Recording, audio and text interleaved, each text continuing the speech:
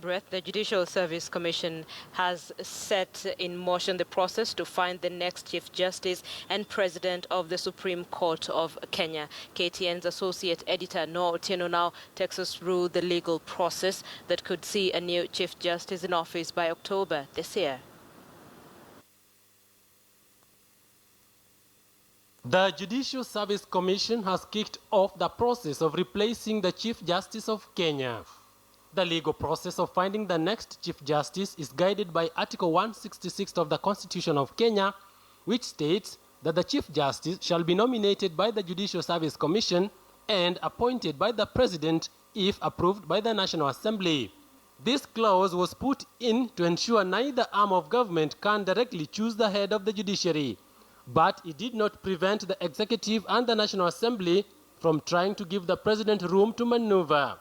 The Law Society of Kenya successfully petitioned the High Court to throw out an amendment that sought to have the JSC give the President names of 3 nominees from which to choose the CJ. For a mandatory 3 names to be submitted to the President, in our view, opens an avenue for manipulation of the process and even horse trading. To do so would open the process to contamination by the ills that informed the transformation in which Kenyans discarded the old process of appointment of judges, which was besmirched with partisanship, nepotism, negative ethnicity, and tribalism. Getting the next Chief Justice begins at the Judicial Service Commission.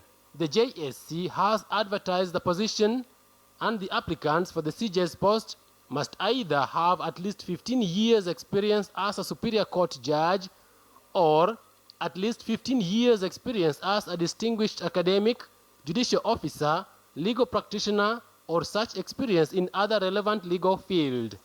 Once the applications window closes, the JSC will publish the names of the shortlisted applicants in the papers and quietly investigate the qualifications and credibility of the applicants.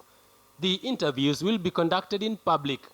In this case, the Judicial Service Commission is trying to fill both positions of the Chief Justice and the Deputy Chief Justice at the same time. They will invite the public to submit their memorandum in case they have any complaints against the applicants who have applied for that office. These complaints will normally relate to the issues of integrity and competence of the applicants who have applied for that position. Once the interviews are done and the JSC has voted on the most suitable candidate, the name of the proposed Chief Justice will be sent to President Uhuru Kenyatta, who will then send the nominee's name to the National Assembly for approval. In case the National Assembly gives the green light, the President then formally appoints the person as Chief Justice. If not, it's back to the Judicial Service Commission. The succession of Dr. Willie Mutunga comes at a time when the Supreme Court is in turmoil, shaken by the retirement age crisis. What we need to understand is, how did it arrive to this crisis? And the only way this can be done is if the President does put into place a commission for Kenyans to understand, if there were any intrigues that led to this sort of crisis at the Supreme Court. The Judicial Service Commission has hinted that the earliest the appointment process can be concluded is October this year. Noah Otieno, KTN News.